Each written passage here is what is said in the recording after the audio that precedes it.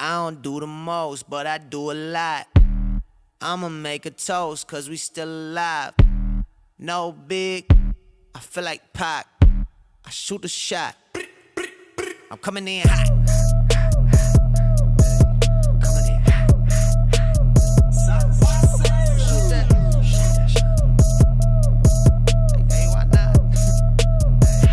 Yeah, coming in hot. Just like the fajita. I write what I live. My life in the speaker. I'm nice with the flow. Just like the demeanor. I'm feeding my fam. I'm feeding the meter. They got the iron while I got the steamer. Okay. So when did the book come out? The Myth of Male Power by Warren Farrell came out in 93. Mm-hmm. And it just talks about how men are like the disposable sex. In 93. Okay, Yeah. somebody started seeing it. And let's first of all, this is something, this is a sensitive topic, and we have to make sure that we're, to be honest, kind of prep some pieces of it. There is a difference when it comes to certain aspects that men do statistically take advantage of more. Salaries, for example, right? And even certain points of leadership and things of that nature. So, but I think that because some of those aspects probably in the corporate world are probably more male dominated, right? I think that, and there's some other aspects as well. We can't just sit here and go down all of them. But I think that the point here is to, speak on that there are some critical areas right now that we feel like we don't have too much of a say so, and or if we do speak on it, it's like you get the rain and the wind and the and the chairs Absolutely. thrown at you like, how could you say this? And then you shift automatically into being a certain type of person. It's almost like being a man. You almost have to make being a man great again. You know what I'm saying? I hate to put it like that, but I mean, that's really what it is. I mean, it's because the post that you put up yesterday, and you were kind of talking about emasculation, which we talked about in our last podcast, and there were a lot of people that really, really liked that, got a lot of good feedback as well. And I want to thank everybody that listened to it. If you haven't, just go back and listen to our previous podcast about emasculation. But when you started talking about something, can you remember how? All I mentioned was that it's it's interesting that in our culture, women don't have to keep their word. That people hold a man's word to be more important, than a woman's, and that a woman can change her mind at the drop of a dime, and you have to go sometimes without detailed explanation. And a man has to do what he said, no matter what it takes for him to do it, and that's what I was just bringing up, and it created a and I think either you or somebody else said, okay, so if a woman changes her mind, it's considered, she's just being fickle, right? Or she can lean on some of the feminine qualities or the emotional qualities that can say, well, she wasn't feeling good, or she had a baby yesterday or something. So she, I mean, not yesterday, but you know what I mean. And I'm gonna bring that baby card out, because I think that sometimes people, women slap that card on the table, almost like how I could see how some cultures would think that we might take the black card out and slap it on the table, because sometimes it's not necessary. Just go ahead and be real. Sometimes this has nothing to do with me trying to belittle you as a person because of your race. I might be saying something to you just because this is who you are, right? Or this is what you exemplify, right? And I think that same thing goes with regard to if a man and a woman are having a conversation, just like you said I think in our first 1 or 2 episodes, if you're in a mall, and the guy and the girl are arguing, you automatically assume, what did he do? Exactly. What did he do wrong? And then if he's getting on her, you're automatically assuming, is she safe? And why is he being so aggressive? Why is he being so aggressive with her? And so I think that because we've known that, and this is where when we have, and I want to bring this topic up because for the women out there that want a man, that want us to, lead and move forward in that area, I think that they don't see the experience that us as men go through And so because of that, and because we haven't been expressing it. Yeah. Because we were taught to not be expressive. And then this is a sensitive topic because basically I'm saying, I don't feel like my opinion matters. Yeah. But you know what though, I was taught as a kid, of how, man up and all this and that. So we were already as men taught to not be as expressive. Now we walk into a society, whereas when we, it's more of the feminine agenda is something more driven. And if I'm being masculine, I'm either being overbearing or I'm trying to suppress, the female gender or whatever. So if I want to stand up, I can only stand up but so much, because if I go too far, then I'm trying to suppress you as a woman. And that's not what we're about. You know what I'm saying? But so I think that some women have to understand that the reason why that you have some guys that have sat back is because number one, we've been pushed back. And then at the same time, as the empowerment comes forward in the manner that it has been coming, and I love it from the female side, right? But I'm hearing now from women, and help me understand if you're hearing, I'm hearing now from women that they're just like, it's too much. The level of what's the word I'm looking for? It's the push forward that some of the effeminate agenda is bringing is to the point where it's overbearing. Yeah. No, I agree. I mean, what are your thoughts about that? Just from history. And this is from women, not even from men. No, I get it. But just from history. And here's my issue with, the idea that we live in a patriarchal society in the West. Now, I know it's a whole totally different story in the East. In the East, yes, and women are really oppressed in the East, bro. Correct. I'm not taking nothing away from the East, right? There you go. But here in the West, it's very interesting. Like, if you think, let's just say at the birth of our nation, right? In that time frame, life was hard. That part. You know what I'm saying? Like, there's no need of talking about oppression, because just to get up and move around every day. Just to get up the next day was tough. Yeah. Because men had to really work and slave and build houses. By hand. And cook. And kill the things that they wanted to eat. You know what I'm saying? Like, life was hard. And then think about disease. Like, jokers didn't live that long then. You know what I'm saying? Like, people weren't living to 70 and 80 and 90 years old. They were done. Like, you were old if you made it to 50. They say your teeth are really only designed to make it into your 30s. It's only because of the power of chemicals and stuff like that. Because once your teeth go down, then you no longer can eat. Then you're supposed to be out of here. Exactly. But so people were suffering, and so because life was extreme suffering, you had to have roles. Oh, we back on. No, but I'm just giving us. No, go ahead. I'm just giving us structure, right? You had to have roles, right? So men during that time, women looked at it like this. My position and my role in our survival is us having children and me taking care of those children and me making sure that I feed you and the family while you go out and work. And then there's a respect level. And then there's a respect level and all of that stuff, on both sides. Right. So if we got generations of women who were a part of a team who knew that we had to survive, right? That means they don't know what's going on in the government.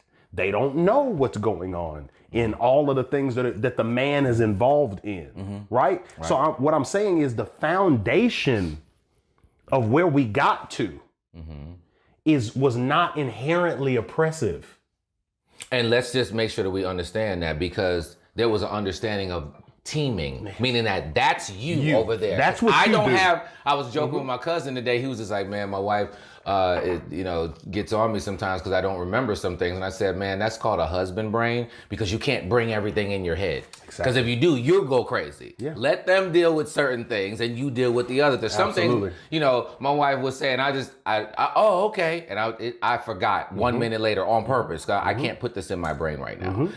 But just understanding that because we're a team, because I know about this, it's not a control factor. Yeah. I think that it's almost, I guess, you have some people who had hidden agendas of oppression towards women. Yeah, absolutely. Let's just say that. You know what I'm saying? That was an underlying tone. Not saying that they didn't, they ended up being, I think, personally, just from looking at history, it seemed like women ended up being second-class citizens just by default, of you know what I'm saying? Yeah. Of the structure of what life was like. Yeah. Right? Yeah. I'm not saying that that's right. What I'm saying is we can't look at the I don't think it's correct to be able to look at history and be able to say men are just evil and men want to control women and put them in a place where they can't advance. And a part of it, you spoke about this before, so I want to highlight this. Just like when we talk about chivalry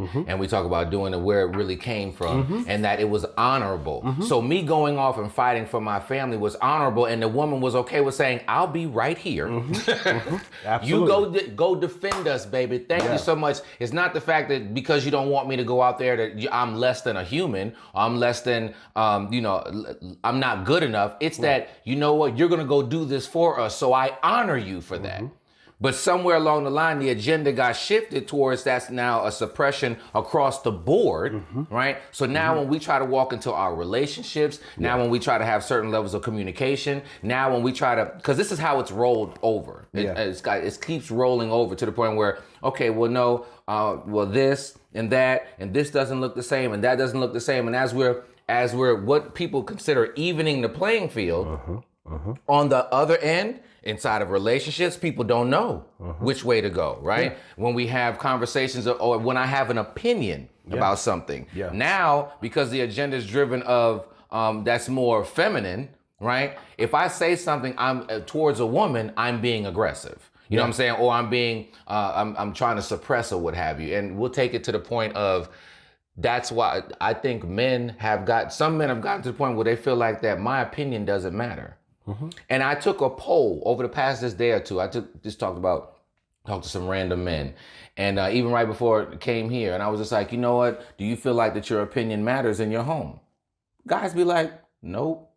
You know what I'm saying? It's whatever she says, AKA happy wife, happy life. You see what I'm saying? So people, and why are we going here? It's because when we look on social media, and for example, for your post, when you put something up about the experience of a man and how we feel like that, our opinion does not matter when it talks about certain emotional topics, the men will back you.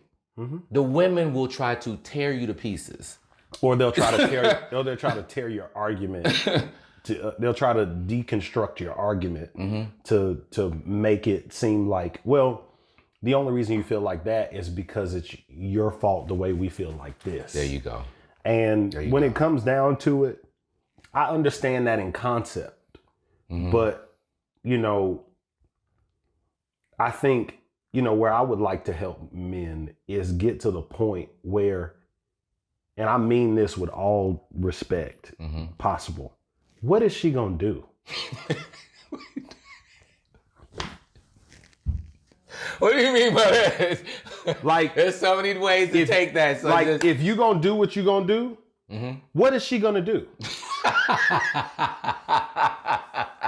And you know what? But that statement, and men don't have that no more. It's hard to have that in the society because you have to lead with that. It's hard to be behind the 8 ball with a woman and think you gonna now be gangster. You can't. Like, she look at you. That's like turning that Carnival Steam shit that you said. It's gonna take you got if you gonna turn a Carnival ship. I wish I could see his arms right now. You really gotta work, and it takes time. You know what I'm saying? And so it's just hard, when I see that. Like, I can hold my own.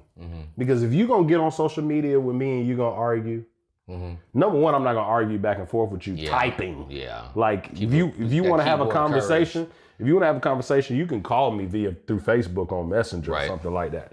But I just like it's so I feel so bad for a lot of my brothers because they don't know how to communicate this stuff. They know they feel it in their soul. Yeah. But they don't know how to communicate it. And even this morning, I tagged you to a picture. I'm gonna just go and call him out. Hopefully he don't have a problem. One of my bros, Brandon Plowden, he put up a post of I'm trying to pull it up right now and it's only reason why I'm bringing this up across social media is because I'm seeing this a lot lately. I had my man Ken call me yesterday. Ken Stokes called me yesterday, and he was just like, "Wait a minute," and we just got to talking, and I was just like, "Listen. This is something that we really need to kind of get out here and talk about and talk about it in a professional manner, not misogynistic. Like, listen, ladies, hold on. We're to the point where we're saying, yo, we don't even think we matter. Meanwhile, they're also saying, well, we don't think we matter. And so we're like, okay, all right, well, let's talk about this. And once we begin sometimes to express our feelings, then it's our fault versus them embracing some of the culture that's putting us in a situation where so we have to accept when we make you feel a certain type of way.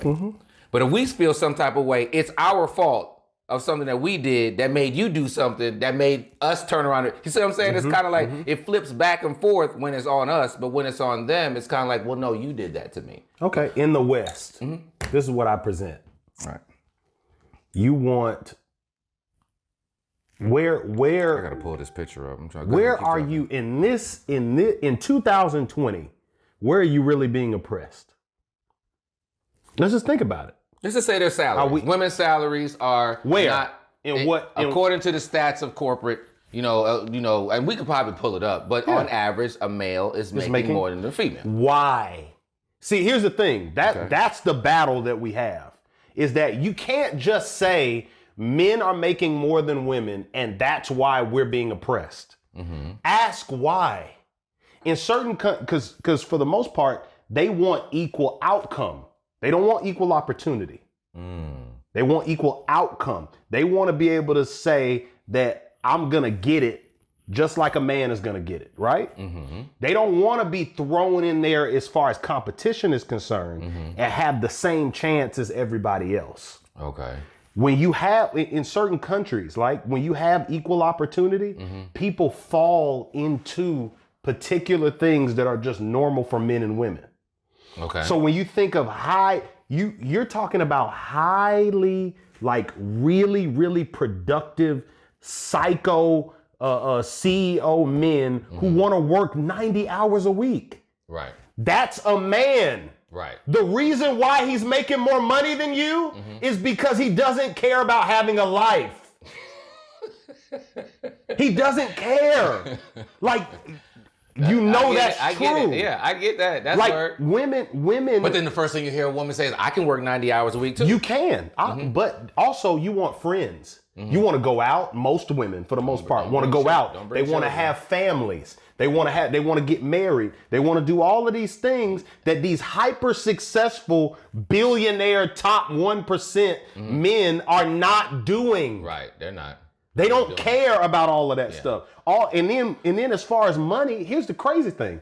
Those guys that are making all that money, they don't care about the money.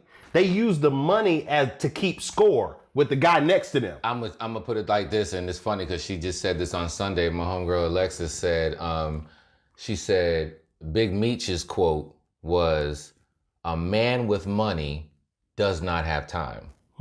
A man with time don't have no money." Exactly. So you got to pick a struggle, and I think that this goes to the point of, there's so many different buckets, right? And so we are not. This is what people don't want to say. We are not going to be even in all buckets. We're not. It's not going to happen. Not going to happen. Okay? A man and a woman are not going to have equal buckets. There's some buckets you're going to have more in.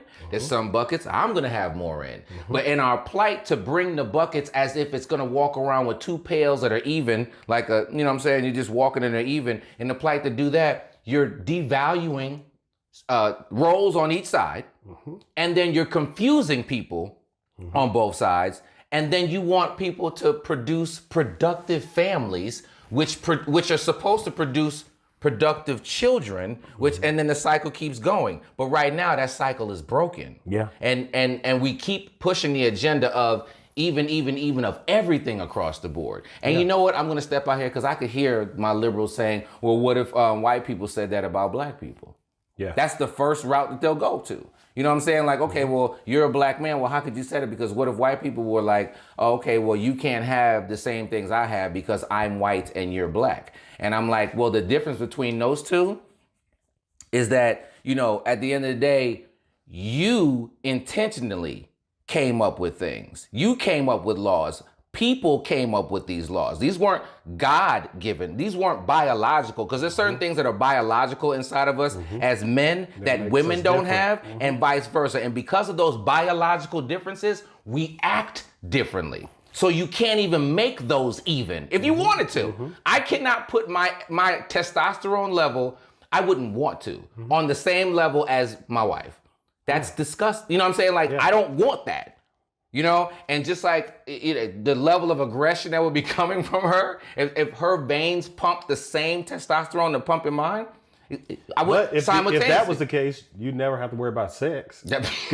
Oh my goodness, no man on the planet. But you have to think about like, because a bodybuilding lady who took testosterone, like she was like, I don't understand how men like live like this. She was like, I took that testosterone. She was like, and I was horny 24 hours a day. Yeah, and so you know what? That's something that's biological. So I say that to say that automatically makes us different. Different, yeah. Right? But when you as a white man and me as a black man, and you come up with a law that says I'm only 60% of a man, you came up with that. Yeah. We had to fight against the law that you came up with. Exactly. Right? So, you know, and correct me if I'm wrong, I don't know. Well, you know, I'm not even gonna go there with it, but at the end of the day, so it's not an even comparison. No. You know? And so there are differences within us as gender. Yeah. And I think that there's so much confusion that's going on out there, and this is it's trickling over into some men thinking that they don't have an opinion or that they cannot, you know, speak, and then you have that level of suppression which can lead to, you know, mental health issues and things of that nature, suicide or whatever. That's why you're seeing more men in that category now, and even men of color. And we always look back and be like, when did we start doing this? But I think the issue is that men, we haven't changed much, you know, in 70 years. What about us is different? Like, we still believe in provide for your family, protect your woman, right? Honor and take care of your children and stuff like that. And we have never moved off of our role, right? But in that time, what I'm talking about mentally, like I'm painting with a broad stroke here. Okay. Right. I'm not talking about in detailed where men have changed. In the just from in a minute kind of way. I'm talking about from a broad perspective. You know, the majority of men are thinking work, provide, wife, kids, make sure that I do my part. And our part has not really changed. The way we see our part has not really changed. Women, everything concerning them is different. It is. Right? And so what I believe is a disadvantage for men is that a lot of them don't recognize the turn. And they're catching up to that turn really late. I think they're starting. They're starting to catch up too. We're catching up late, right? And so you have, you have to. There's so much literature out here for you to read to be able to make a proper argument. Because if you don't do your research about what's really going on, if you don't unplug from this romantic matrix that we're caught up in as men, then you're never going to see the situation for how it actually is. And you'll never be able to combat the feminist ideology. right? And when you can intelligently combat those ideals, then you live in a more peaceful, you have a more peaceful life and a better dating relationship, a better marriage, because you look at the situation and you say, I'm not really the monster here. As far as men as a whole, right? Yeah. Like, because you have to think about, where are we winning? Oh my goodness. No, let's ask it. I'm glad that you said that, because I'm just like, I started turning around. I'm just like, I started looking in the courtroom. I'm like, well, we're not in family court. We're not winning. Bro, listen, look all the way around, right? And I want every woman who's listening to this podcast to listen to me clearly. And I want you to think rationally. The sex that is predominantly locked up is men. Yes, sir. The sex that women can do the same crime as a man and don't get the same time as a man. No, sir. Right? No, sir. In the courtroom, like as far as family court, like you talked about, men are not going to get the kids. 80% of the time he won't get the kids. 90% of the time he's going to pay alimony depending on what state he actually lives in and how much money he makes. Right? 60% of marriages end in divorce or even higher. It depends on what age you are. Right. And most of those divorces are initiated by women. Yeah. Right? Men do the most dirty jobs. You don't see no beautiful woman at 2 a.m. laying concrete. You don't. Now there's gonna be somebody out there. They are. I know one. Somebody. Nobody cares, right? On average, you're not gonna see. Rebecca is not gonna be out there with the daggone concrete. Exactly. Men are most likely to work outside. You don't see a man on the 77th floor. You don't see a woman on the 77th floor cleaning the windows in a skyscraper. And be like that half a percent, that 0.0000 that did. I know one person, okay, but you really don't want to be out here. You know what I'm saying? Okay, when your sewage system goes awry, Karen is not at your front door. She's not. She's not. Even if it's in your house, the wife is not going to go work on the toilet. Even if the guy doesn't even know what he's doing, and I raise my hand on that. At that point, I have to be the man. You know what I'm saying? So I get that, because I do think that there's a convenience level. And to your point of where are we winning, like on the convenience side, we're really but think not about this. winning. No, men. We're not. Who dies? Not even. Who dies more in combat and war? Men. Right? Who dies first? Period. In life. Men. And just overall. Exactly. Yeah. And so there are a plethora of different areas where men are at a disadvantage. Right? And so my whole thing is that, not only do men need to do research, right? Right. But I'm finding when you bring out these statistics and these numbers, women have no idea. Right. Because our culture is telling them that they are the one who's disadvantaged. Who's suppressed. That's interesting. So it's like you're ahead and you don't even know that you're ahead. I think that's very interesting. That's very because let's just look at the dynamic of a household. I always tell men, listen, we can, of course, ordained of being the head of the household spiritually and things of that nature. But at the end of the day, even in the household, like the woman really runs the whole household. Yeah. You know what I'm saying? But but the elegance of some women is that they give him the impression or feeling that he's actually running it. That's something that old school knows about. You know what I'm saying? Versus saying, hey, no, I bring the table to the table, bow, boom. I'm making the decisions around here. No, they let him make them, and he actually was influenced by her. Yeah. But he never felt it. That's a skill versus you trying to kicking the door down now in this area. I think that there's some areas that I'm so excited for women that they've made progressions in. Absolutely. You know what I'm saying? And I think that it's amazing as they continue to do that. But just, understand that over here on this, what's happening at the same time, a fire that's brewing, is that men are getting to the point where we're just like, wait a minute, I think my opinion doesn't even matter. It doesn't. So then, because of that, then that's where the aggression, because as a man, you're built, if I'm not getting where I need to, it's gonna build up. The aggression is gonna build up, it's in there as to protect, you know? So then it's, you know, we don't want men to get to that point. But I'm not even saying it as a threat. I'm just saying it's not.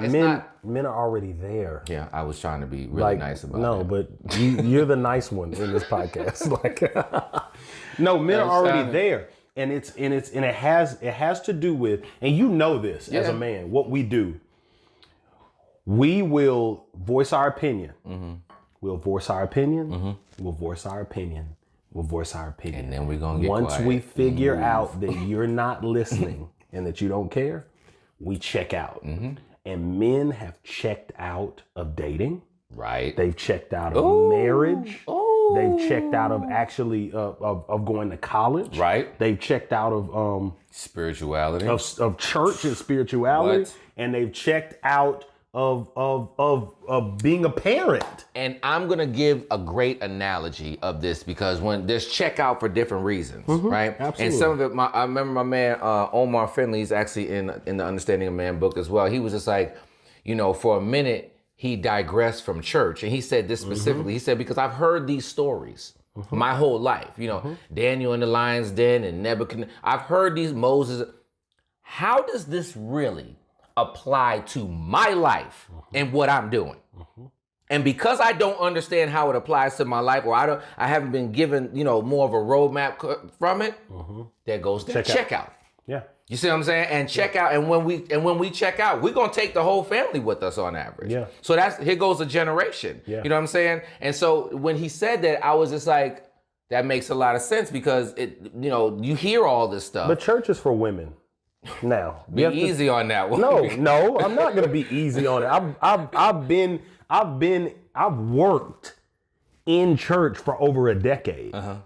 Right? Okay. So for the most part, everything is set up, built on the foundation of emotion.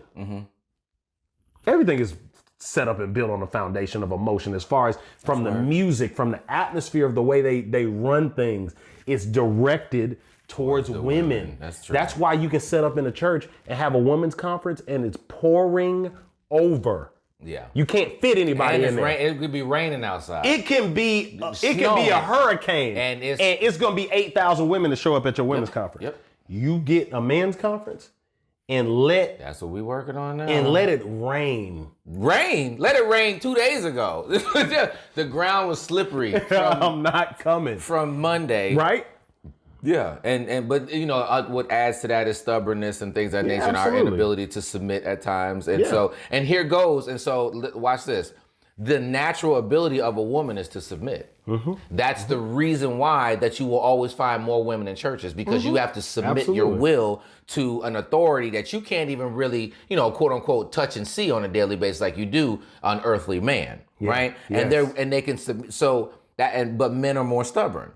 Even as we react, and just to your point, even as we interact within the church or just period in certain things, you can see that we're not the same. No. So if we're not the same, why? And this is something that, you know, I don't want to you know, we don't take up too much time because this is going to be, we got to go to part 2 of this. But if it's I cannot have a baby. I cannot. In 2020, now 2021, 20, it might be different. But in 2020, based upon when I popped into this world, I cannot produce a child. That's true. So I can never be even with a woman when it comes to bearing children. Cannot. No. Right? So think about that concept. Now, let's take that into how that is in raising a children. One thing they always say is what? There's no love like what? A woman's love for her children. Right? So I can't even get up to the love level. No, you can't. Because you said, I can't love my child the way you can love them, woman, because that joker popped out of you. So there's certain areas where you're automatically telling me I can't be equal, and I have to accept that. You see what I'm saying? But when certain aspects of men, if we have a strength level. Because of that, there's certain different things that we do. Period. Can a woman lift the same thing as a man? We can go all day long about that. But on average, no. Yeah. Let's just be real. You know what I'm saying? So because of that, that's why we're led to go do certain things, right? So we can't be even on every single thing, right? And I think that in the process of us not even understanding that, we're missing the fact that, as you're rising, and I'm excited that women are rising in certain areas, there is advances that need to be made, right? But as you're trying to even it across the board to everything, you got us over here like, you know what? I'm not even gonna say. But the feminist idea is not equality. It's morphed, it's mutated from equality to domination. They're trying to create a matriarchal society now. And that's what's actually forming. But the issue... Oh, the new one that started off. Go ahead. But the issue with what's going on is the fact that men in this generation are afraid of women. Oh, say that one more time. They're absolutely terrified of women. And and it goes back to what I just asked you probably 10 minutes ago. What are you gonna do about it? Exactly, because it's oh my gosh. You gonna roll up on me because I don't agree with you? In our society now, I mean, if you're talking about Hollywood, if you're talking about in the media, if you're talking about through social media, right? They can take your words and they can twist them and they can try to destroy your life, right? But when it comes down to it, right? Like, what do you care more about? Do you care more about your temporary comfortability from just being quiet? Or do you understand that if this keeps going the way it is, we won't be able to say anything? And that's where I think we're gonna have to go into part 2 of this, because we can take this one. There's gonna be some guests we're gonna have to bring in on this one.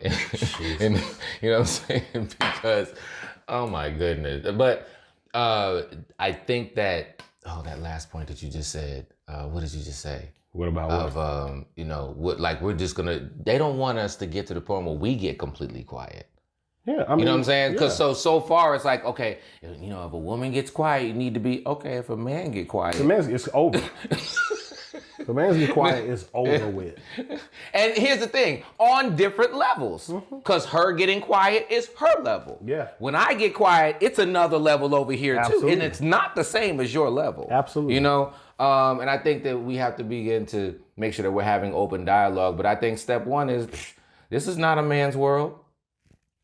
In many aspects, there might be some aspects of it, and I'd say maybe in the United States of America, because maybe there's some pieces in the East that are a little bit different. The East, they, you know what I'm saying? Yeah, absolutely. But the world of the patriarchal, totalitarian, like domineering.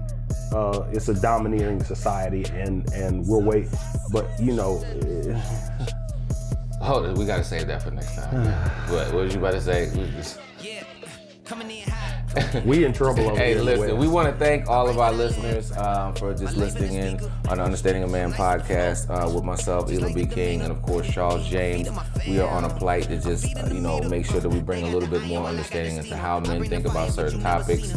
Those of you who are supporting us financially, we really appreciate you. Those of you who are listening, if you would like to contribute, at the end of the podcast, there's just a little place there where you can just drop a donation, and that can help assist as we go forward into this men's conference that's going to be June 13th, as we were just kind of alluding to earlier. Because not only are we going to discuss a couple of things, but we're also putting some things in place.